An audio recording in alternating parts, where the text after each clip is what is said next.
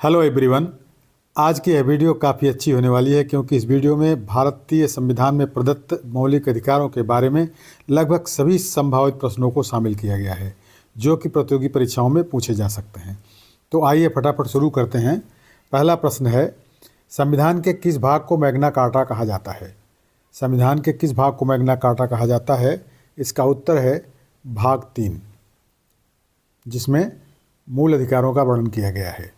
भारतीय संविधान के भाग 3 को भारत का मैग्ना कार्टा इसलिए कहा जाता है क्योंकि इसमें मौलिक अधिकारों का वर्णन है। यह व्यक्ति को आज़ादी के साथ जीने की गारंटी देता है। मैग्ना कार्टा या अधिकारों का चार्टर शब्द की उत्पत्ति तब हुई जब 1215 ईस्वी में इंग्लैंड के राजा जॉन ने नागरिकों के मौलिक अधिकारों को घोषित किया था। यह नागरिकों के मौलिक अधिकारों से संबंधित पहला लिखित प्रपत्र था। दूसरा क्वेश्चन है, भारतीय संविधान का भाग 3 किससे संबंधित है? तो भारतीय संविधान का भाग 3 संबंधित है मौलिक अधिकार से। ऑप्शन सी इसका राइट आंसर है। नेक्स्ट है, संविधान के मूल अधिकारों से संबंधित अनुच्छेद कौन से हैं? संविधान के मूल अधिकारों से संबंधित अनुच्छेद हैं अनुच्छेद 12 से लेकर 35 तक। ये इसका राइट आंसर है। नेक्स्ट है, भारतीय संविधान में कुल कितने मौलिक अधिकार हैं? भारतीय संविधान में कुल कितने मौलिक अधिकार हैं? तो 6 मौलिक अधिकार हैं।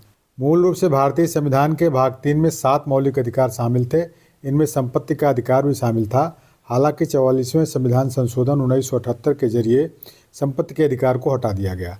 अब संविधान में केवल 6 मौलिक अधिकार रह गए हैं। ये 6 मौलिक अधिकार कौन कौन से हैं? नंबर 1, समता का अधिकार, अनुच्छेद 14 से 18 में वर्णित है। नंबर 2, स्वतंत्रता का अधिकार, अनुच्छेद 1922 में वर्णित है। नंबर 3, शोषण के विरुद्ध अधिकार, अनुच्छेद 23-24 में वर्णित है। नंबर 4, धर्म की स्वतंत्रता का अधिकार, अनुच्छेद 25 से 28 में है।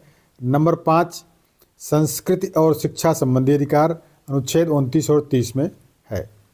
नंबर 6 है संवैधानिक उपचारों का अधिकार, अनुच्छेद 32। नेक्स्ट क्वेश्चन है, भारतीय संविधान द्वारा भारतीय नागरिकों को मूल रूप से कितने मौलिक अधिकार प्रदान किए गए थे? तो भारतीय संविधान ने मूल रूप से कुल 7 मौलिक अधिकार अपने नागरिकों को प्रदान किया था, भारतीय नागरिकों को प्रदान किया था। तो इसका राइट आंसर होगा 7।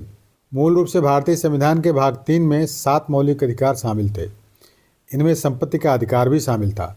हालांकि 44वें संविधान संशोधन अधिनियम 1978 के जरिए संपत्ति के अधिकार को हटा दिया गया। नेक्स्ट क्वेश्चन, भारतीय संविधान में मौलिक अधिकार किस देश के संविधान से लिए गए?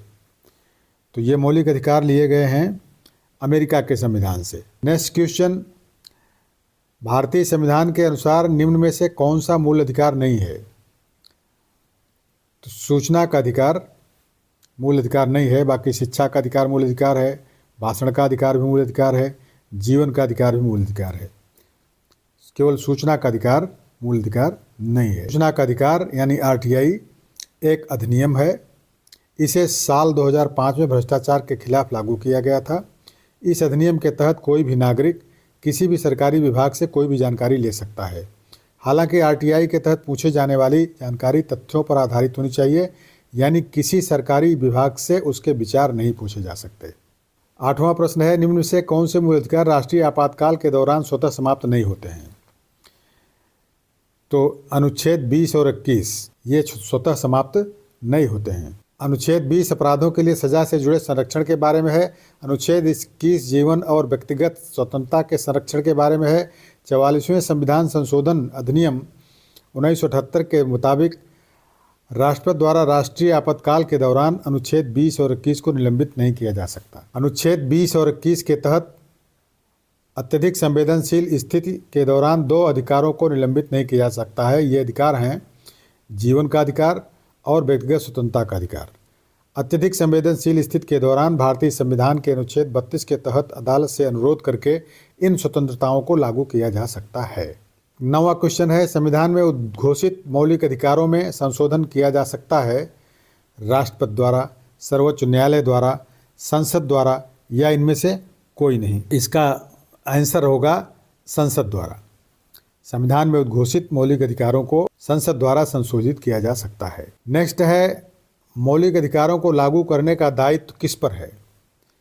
तो मौलिक अधिकारों को लागू करने का दायित्व उच्चतम न्यायालय, उच्च न्यायालय इन दोनों पर है। इसलिए इसका राइट आंसर होगा उपरोक्त ए एंड बी दोनों, ऑप्शन डी। सर्वोच्च न्यायालय को मौलिक अधिकारों को लागू करने के लिए रिट, आज्ञा या निर्देश जारी करने का अधिकार है।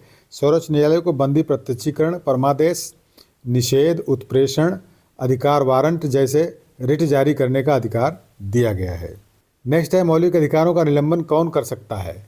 तो मौलिक अधिकारों का निलंबन राष्ट्रपति कर सकता है। भारत के राष्ट्रपति आपातकाल की घोषणा पर मौलिक अधिकारों को निलंबित कर सकते हैं।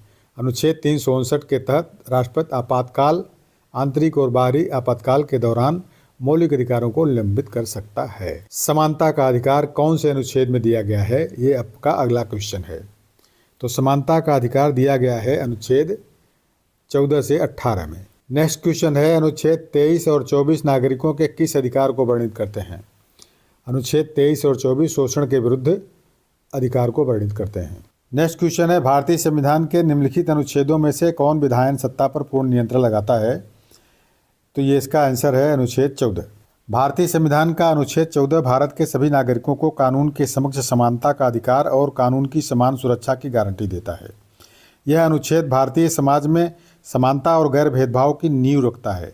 इसे भारत के संविधान की आधारशिला माना जाता है। अनुच्छेद 14 के मुताबिक राज्य के लिए दायित्व है कि वह कानून के समक्ष किसी भी व्यक्ति की समानता या भारत के क्षेत्र के भीतर कानूनों के समान संरक्षण से इनकार न करे।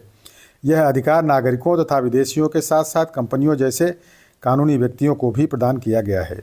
अनुच्छेद 14 में नैसर्गिक न्याय, नेचुरल जस्टिस और कानून का शासन, रूल ऑफ लॉ का सिद्धांत भी शामिल है। यह अनुच्छेद आधारभूत ढांचे में आता है। अनुच्छेद 14 के मुताबिक किसी भी व्यक्ति को कानून द्वारा स्थापित प्रक्रिया के अलावा उसके जीवन या स्वतंत्रता से वंचित नहीं किया जाएगा। न ही किसी व्यक्ति को कानून के समक्ष समानता या कानून के समान संरक्षण से वंचित किया जाएगा। नेक्स्ट है भारतीय संविधान द्वारा नौकरियों का समान अवसर प्रदान किया गया है अनुच्छेद 16 द्वारा। नेक्स्ट है अनुच्छेद 19 कितने प्रकार की स्वतंत्रता की गारंटी देता है? अनुच्छेद 19 कितने प्रकार की स्वतंत्रता की गारंटी देता है? तो 6 प्रकार की स्वतंत्रता की गारंटी देता है अनुच्छेद 19। भारतीय संविधान का अनुच्छेद 19 सभी भारतीय नागरिकों को 6 मौलिक स्वतंत्रताएं देता है। ये इस प्रकार हैं।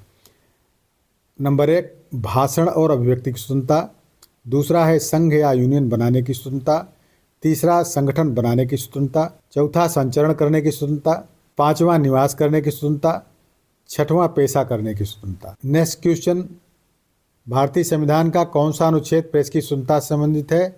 अनुच्छेद 19। अनुच्छेद 19 प्रेस की स्वतंत्रता से संबंधित है। नेक्स्ट क्वेश्चन, निम्नलिखित में से किस अनुच्छेद में कहा गया है कि किसी भी व्यक्ति को एक ही अपराध के लिए एक बार से अधिक अभियोजित या दंडित नहीं किया जा सकता है? इस क्वेश्चन का आंसर होगा अनुच्छेद 20। अनुच्छेद 20 में ये सब कहा गया है कि किसी व्यक्ति को एक ही अपराध के लिए एक बार से अधिक अभियोजित या दंडित नहीं किया जा सकता है। नेक्स्ट है 86वें संविधान संशोधन अधिनियम द्वारा शिक्षा का अधिकार मौलिक अधिकार में कब शामिल किया गया? तो इसका आंसर है 2002 ईस्वी में। नेक्स्ट है भारतीय संविधान का कौन सा अनुच्छेद व्यक्ति के विदेश यात्रा के अधिकार को संरक्षण प्रदान करता है?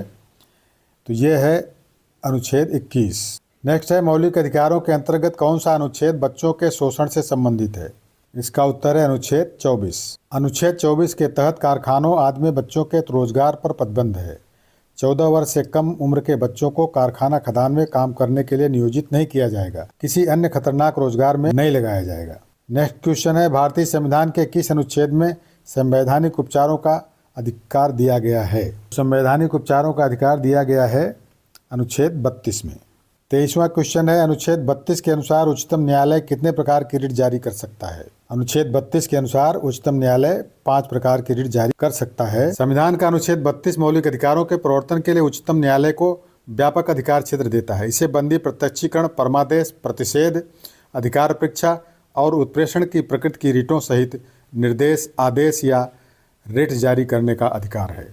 नेक्स्ट क्वेश्चन, न्यायालय द्वारा सार्वजनिक अधिकारियों को जारी किए जाने वाले रिट का क्या नाम है? तो उस रिट का नाम है परमादेश।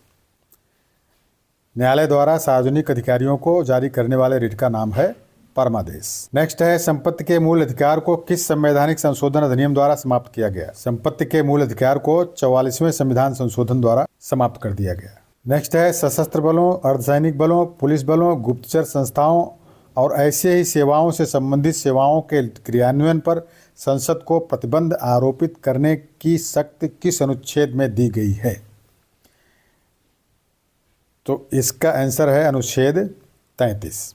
अनुच्छेद 33 में यह सब व्यवस्था दी गई है। अनुच्छेद 33 के तहत भारत की संसद के पास सशस्त्र बलों और पैरामिलिट्री के सदस्यों के मौलिक अधिकारों को समाप्त करने या प्रतिबंधित करने की शक्ति है। नेक्स्ट है संविधान ने संसद को कुछ विशेष मूल अधिकारों को प्रभावी बनाने के लिए कानून बनाने की शक्ति किस अनुच्छेद के तहत प्रदान की है? इसका आंसर है अनुच्छेद 35, अनुच्छेद 35। नेक्स्ट है मार्शल लॉ से संबंधित मूल अधिकार किस अनुच्छेद के अंतर्गत दिया गया है?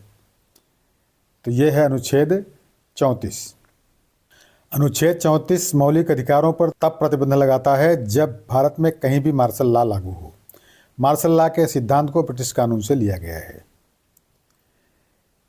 नेक्स्ट है वर्तमान में संपत्ति का अधिकार भाग 12 के तहत किस अनुच्छेद में वर्णित है? यह है अनुच्छेद 300A। मूलतः संविधान में संपत्ति का अधिकार भी अनुच्छेद 31 में शामिल था।